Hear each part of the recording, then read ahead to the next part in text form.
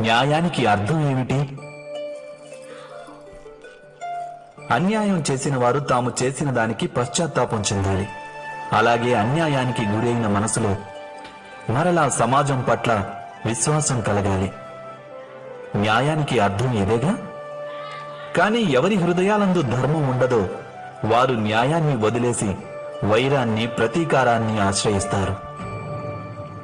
హింసకు బదులుగా ప్రతిహింస అనే భావనతో సాగుతారు. తామనుభవించిన బాధ కంటే ఎంతో అధిక బాధను కలిగించ ప్రయత్నిస్తారు.